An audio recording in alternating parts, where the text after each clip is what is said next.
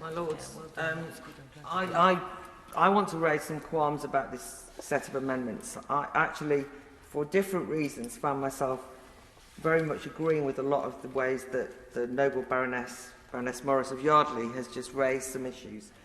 I've already spoken in earlier amendments about my concern about the pathologising and medicalising of all sorts of everyday experience of children and adolescents, as though the trials and tribulations of growing up, and goodness knows there are many of them, if we see them too much through the prism of mental health, then actually we can contribute to children being anxious and worried about their own mental health.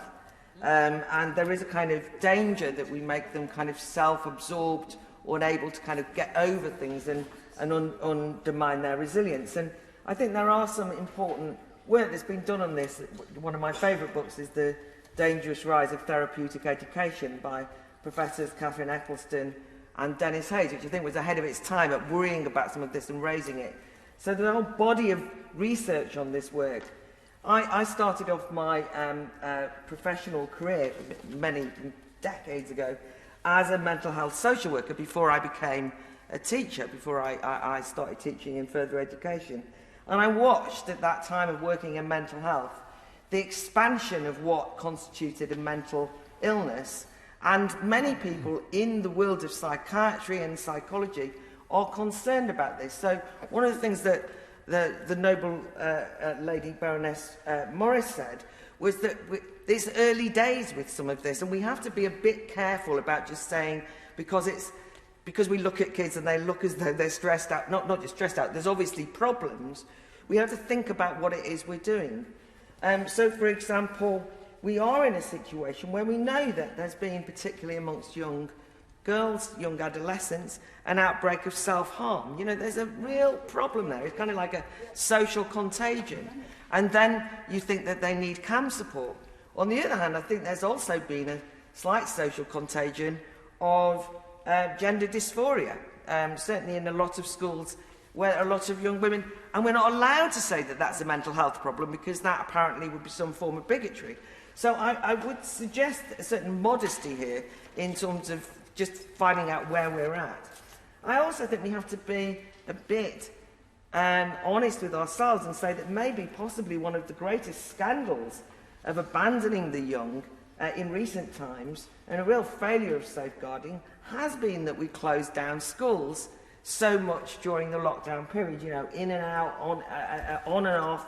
It was obvious what the consequences of that, you know, there was collateral damage because the virus itself was not so much of a threat to young people, but actually they've suffered the consequences of kind of 2 years of not knowing what they're doing. And again, if I could recommend that people read the Us For Them new book, which is the Children's Inquiry, because it's got a lot of evidence in that. And I just think, as that was what led to a lot of the problematic aspects of this bill and being rushed through, a kind of panic about children not being in school, all the rest of it, I just feel as though this is an area that requires some great thought, very careful look at the research, not just rushing in, certainly not part of the bill. And my final point is just, honestly, the idea of Ofsted inspections, I mean, what is it? Who are asked to judge the mental health of the student body. I mean, goodness, it traumatises me thinking of that. I think that teachers at the moment, and we'll all know any of us who've been involved in education, the biggest dilemma is you've got to pass on that body of knowledge, a millennia of knowledge. You never know what to do. The curriculum arguments would be which bits of the best that's known and thought, and then the modern world, do you pass on to young people? That's our obligation as educators. And you spend the whole time thinking you've got to cut out loads of stuff. My concern is that if the purpose of schools gets too embroiled in the therapeutic, that actually we'll end up never educating any young people. And that actually will be bad for their physical health, their mental health, and certainly for their educational development. That's what schools should be for, without being insensitive to some of the mental health challenges of the day.